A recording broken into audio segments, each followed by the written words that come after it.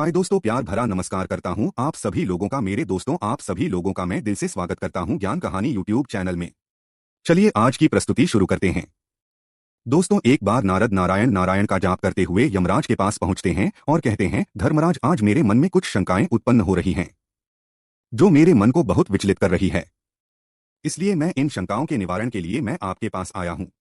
तब धर्मराज कहते हैं कि नारद, आप तो तीनों लोकों के त्रिकालदर्शी महात्मा हैं।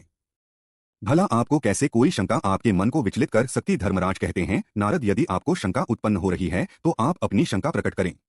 मैं मेरी योग्यता के अनुसार आपकी शंका का समाधान करने की कोशिश करूंगा। फिर नारद जी कहते हैं, धर्मराज, मैं जानना चाहता हूं कि कलयुग में पापों से मुक्ति पाने के लिए मनुष्य को क्या करना होगा और देवी योगमाया का प्रभाव मनुष्य जीवन पर कैसा रहेगा। धर्मराज कहते हैं, नारद, आपने महत्वपूर्ण प्रश्न किए हैं।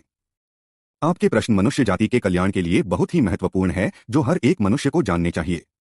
जो भी मनुष्य इस बात को समझ ले, उसे देवी योगमाया के प्रभाव से मुक्ति मिल जाएगी और वह मनुष्य सदा के लिए ईश्वर की भक्ति में लीन हो जाएगा। धर्मराज कहते हैं, नारद, आज मैं आपको एक छोटी सी कहानी सुनाता हूं। इस कहानी के माध्यम से आपको आपके सभी प्रश्नों का उत्तर मिल जाएगा, इसलिए आप इस कथा को पूरे ध्यान से सुनें। धर्मराज कहते हैं, नारद, यह कहानी उस समय की है जब पांडवों का अज्ञातवास समाप्त होने में कुछ समय शेष रह गया था। पांचों पांडव द्रौपदी के साथ जंगल में छुपने का स्थान ढूंढ रहे थे। उधर शनिदेव की आकाशमंडल से पांडवों पर नजर पड़ी। शनिदेव के मन में विचार आया कि इन सब में बुद्धिमान कौन है, इनकी परीक्षा ली जाए। शनिदेव ने कई योजन दूरी में एक माया का महल बनाया। उस महल के 4 कोने थे, पूरब, पश्चिम, उत्तर, दक्षिण। अचानक भीम की नजर उस महल पर पड़ी और वह आकर्षित हो गए। भीम युधिष्ठिर से बोले, भैया, मुझे महल देखना है।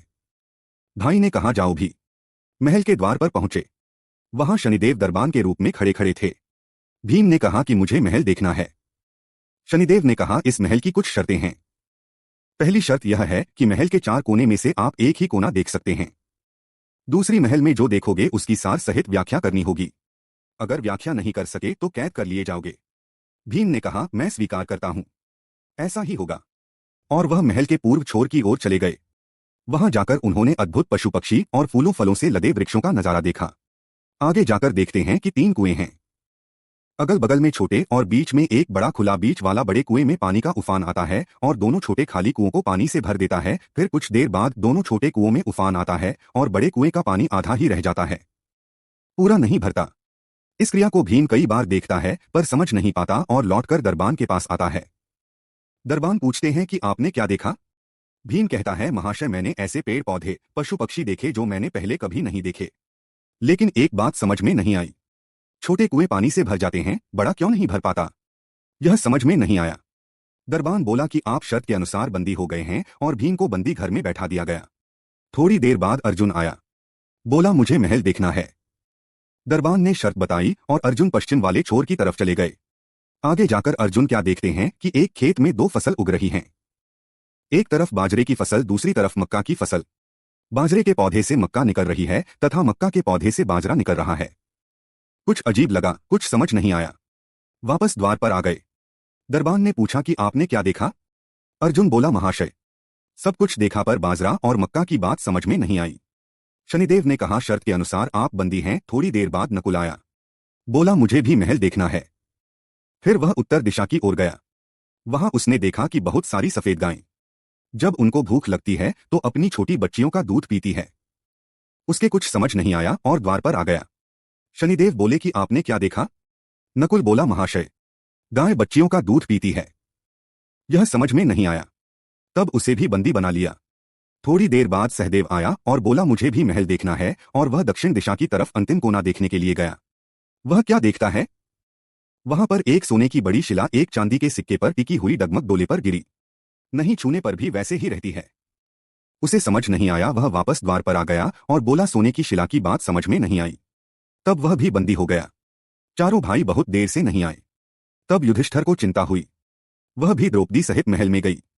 भाइयों के लिए पूछा। तब दरबान ने बताया कि वह शर्त के अनुसार बंदी हैं और यदि उन्होंने जो देखा उसकी आप सार सहित व्याख्या कर सको तो उन्हें छोड़ दिया जाएगा। युधिष्ठिर बोला, भीम, तुमने क्या देखा?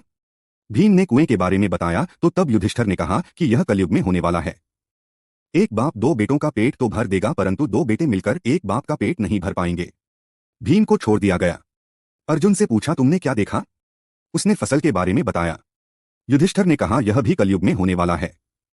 वंश परिवर्तन अर्थात ब्राह्मण के घर बनिए की लड़की और बनिए के घर शूद्र की लड़की ब्याई जाएगी। अर्जुन भी छूट गया। नकुल से पूछा कि तुमने क्या देखा?